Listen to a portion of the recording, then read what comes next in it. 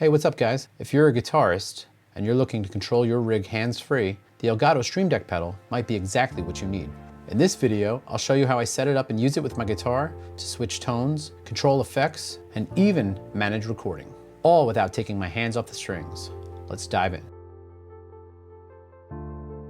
This is the Elgato Stream Deck Pedal. It's designed for streamers and versatile for musicians too. It has 3 programmable pedals. It's built like a tank and it connects via USB. The cool part, you can assign almost any function to each individual pedal using the Stream Deck software. I'm going to show you how I do that. Setting it up is super easy. Just plug it in via USB. You'll see it light up, and install the Stream Deck software.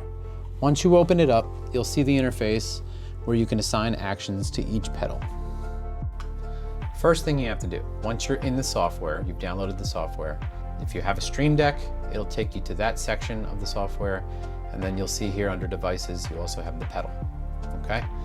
You can also download Stream Deck software to your phone, and you can access it from there as well. But I believe there's like a monthly charge for that or something. I don't remember, but regardless, I just use those two.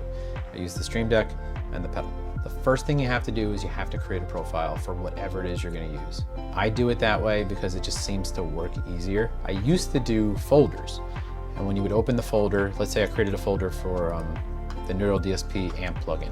When I click on the folder, it would open the folder, and then I'm inside the window, which looks similar to this, except I don't have multiple pages. You only have one page. And then of course you have your home button, which I program in, and then I would have a button in here to open the app, because when you click a folder, it didn't automatically open the app, or at least I didn't have it programmed that way. With profiles, once I click the button, it automatically switches to a profile, which I set up to open the app. So before we get to that craziness, let me show you how to create a profile. It's pretty simple. So right here underneath the Stream Deck, you have home. Okay, that should be your home of the Stream Deck or the Stream Deck pedal. So both things have their own, okay? My home for the Stream Deck pedal, there's nothing assigned to it, because I'm trying not to open apps with my foot. You could if you want to, but I don't have it set that way. I like to start out with my hand, and then if I'm holding a guitar, I'll use the pedal to switch sounds, or if I'm reading music even, I programmed it to turn pages, so I don't have to turn a page with my hand. So you would create a profile for whatever you're using it for. So I'm gonna use Logic Pro as an example, okay? I already have one built, but with the way I set it in Logic Pro, my profile is set to the right pedal will record, the middle pedal will play and pause, and the left pedal will go back to the beginning of the song. So those, to me, were the 3 most important key things. Like if I'm in the middle of recording a guitar part, I don't want to have to hit record with my finger, pick up my guitar pick, and then turn the volume up if I have the volume down, all that. So I can have the pick in my hand, have the volume ready to go, I'm all lined up, and then hit the button with my foot, and I'm just start playing. So it's a beautiful thing. So to create a profile, simply click New Profile.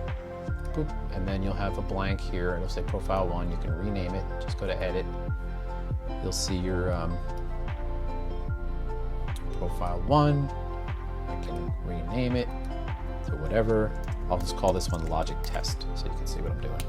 So Logic Test is going to be tied to Logic Application. So you go to your Applications, you go to Logic, which is in here somewhere, right there. Open, boom. Yes, there's already one that's assigned to it, and that's fine. So this profile won't be executed. That is fine. Like I said, I'm just using it to show you guys. Okay? So once that's set up, you're good. It says Logic Test. I can then assign things here. So what I do, you can create a multi-action, you can import an action, whatever. I do it from the Stream Deck itself. Okay, so I'll create a multi-action here. So again, I have a profile created on the pedal. I'm going to create another profile here. Okay, this one is Profile 2. Okay, Profile 2. Rename Logic Test. It's going to tell me the same thing that I already have it used because I already have a Logic profile. But I just want to show you how to create one. That's all we're doing. Create it, open, good, okay. So now it's called Logic Test. There's nothing here. The first thing you're gonna put here is you're gonna go switch profiles because you're gonna want to go back home. So it's very easy. You can title it if you want, title it home. Device, it's gonna be the Stream Deck itself, not the pedal. You can choose between the two. If you want, you can set it to do both. That's up to you. But I'm gonna just basically use the Stream Deck, and then I'll have it go back home, and it'll take me back to page 1 of home. So if you have multiple pages on home, you can have it take you back to whichever one you want. Okay, that's how I have it set.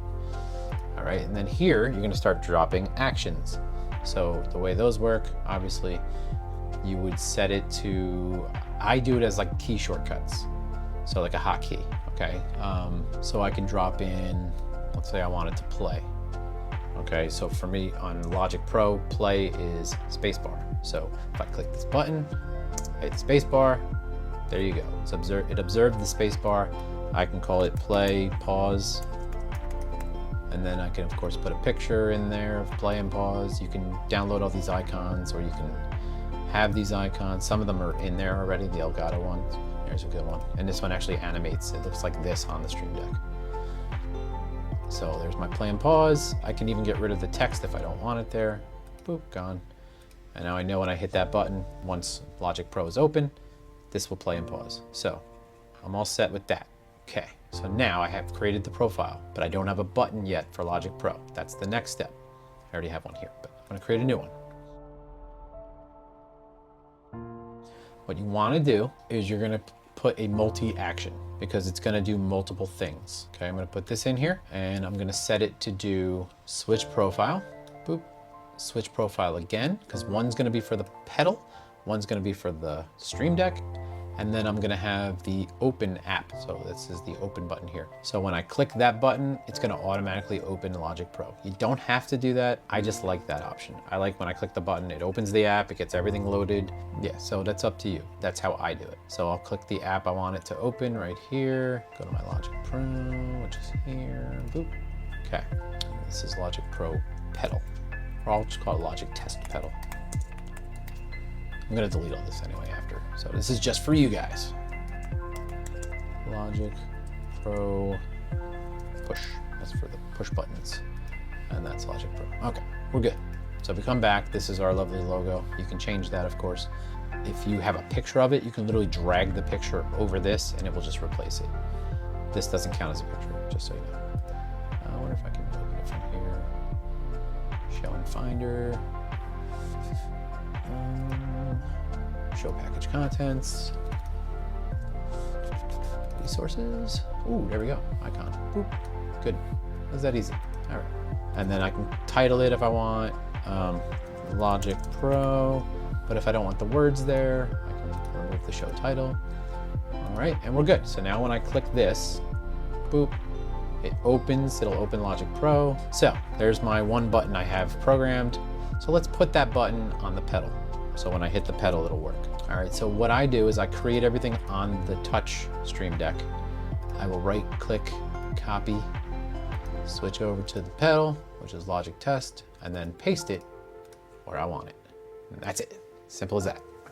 And now if I hit that middle pedal, when I'm in Logic, it will play and pause, okay? So let's do something real quick. All right, so once I hit this pedal, you're gonna see it play. Here we go. See? And then hit it again to stop, and we're good. All right, now I'm gonna open Gojira, and you're gonna see how it works with the Stream Deck pedal. So just to show you, it's on my rhythm channel, which is actually the middle pedal. So when I press the right pedal, it's gonna switch over to my solo.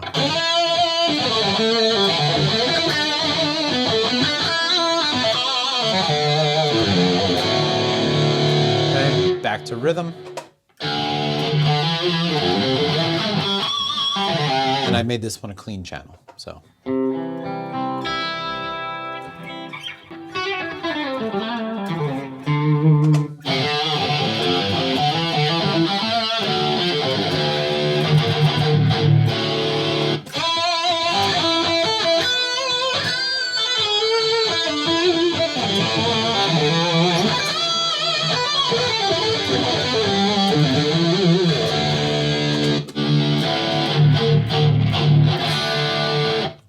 Okay, so you can see that it works very well.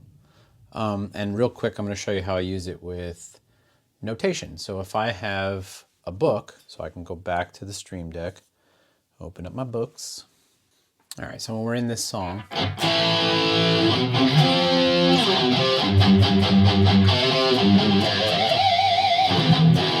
if I'm playing, I can just switch pages by clicking my foot like this. I can go back with the left one, and then I can go forward with the right one. So left is back, right is forward. The middle will then take it out of full screen. When it's out of full screen, it no longer uses the page turning. So it has to be in full screen mode for the page turn to work. Not sure why that is, but that's kind of how it set itself up. So that's how I use books. So what else do I have a profile for with the pedal? I've created one for Gojira. I created one for the Petrucci one, Parallax, Final Cut, books, and that's pretty much it actually. So I only have the couple, so I'll leave it at that. Okay, so that about wraps everything up. I'm just going to give you a quick rundown of some pros and cons and my final thoughts. So pros being it's built like a tank. You can pretty much assign any function to any of the 3 pedals. It's pretty versatile with all of the programs that are built into the computer. As long as you have the Stream Deck software, you have a way to pretty much get it to do whatever you want it to do, as long as it's in there. If it's MIDI controlled, if it's just a program change, anything like that, it's all doable. And that's a great thing. As far as cons go, you're limited to having one program open at a time, which, I mean, it's common sense, which is fine. But if I had to pick something as a con, if I'm playing guitar and I'm using the amp modeler, I can't change patches while I have sheet music open, because whatever program is open in the front, that's what the pedal's gonna control. Unless it doesn't have a function for that program, then it would have stayed with the amp one. But if I'm reading music and using an amp simulator, then pretty much the pedal is going to be turning pages. So, and that's only because I programmed it that way. So it's a con in a way, but not really. The only other thing I can think of is with all of the Stream Deck products, they have to be plugged directly into the computer. They can't be plugged into a USB dongle with extra plugs. I found that if it's plugged into a powered USB dongle, it seems to work a little better. I haven't had any issues so far. It's recommended to be plugged directly into the computer. And as you know, with most Mac computers, and if you have music software and you have all these different audio interfaces, all of your USB plugs are going to be used anyway, so you're not going to really have any available to use. Getting yourself a powered USB hub would probably be best if you're going to have multiple Stream Deck devices, like the actual Stream Deck and the Stream Deck pedal. It's a $70 pedal. It's not a necessity. If you have a Stream Deck, you're pretty much good. You don't need the pedal. The pedal is a luxury. It's not a necessity. It's pretty awesome, especially for, like I said, changing channels. Like if I'm playing guitar and I want to go to a clean sound, I don't have to, I mean, as simple as it is to just hit a button with my finger, I don't have to worry about that. I can just do it with my foot. I can play on the fly. If I'm practicing along with a track, I can quickly hit the button instead of having to use the Stream Deck to stop, like hit a chord stop and hit a button and then go back. It's not the end of the world, but it does make it a little bit more convenient and a little bit easier. It is a nice product. It is very sturdy. As you saw in the video, when I changed the channels, it changed almost seamlessly. For the most part, it was pretty much on par with changing the channel on an amp. It's not really much different. There's not much more of a delay. If you have an extra 70 bucks and you wanted to use hands-free playing, I definitely recommend this product. It is really awesome. I do love all of the Elgato stuff. I'm not sponsored by them in any way, shape, or form, but I just wanted to say that as a musician and a guitarist, it has made my life a little bit easier. I do love using their products for guitar playing, for recording. I think it does help and make things a little bit easier. That's about it. Those are my final thoughts. I hope you guys enjoyed the video. I had a lot of fun making it. I appreciate you being here and checking out the video and watching the whole thing. You rock. I appreciate you, and I will see you again soon. Take care. Bye-bye.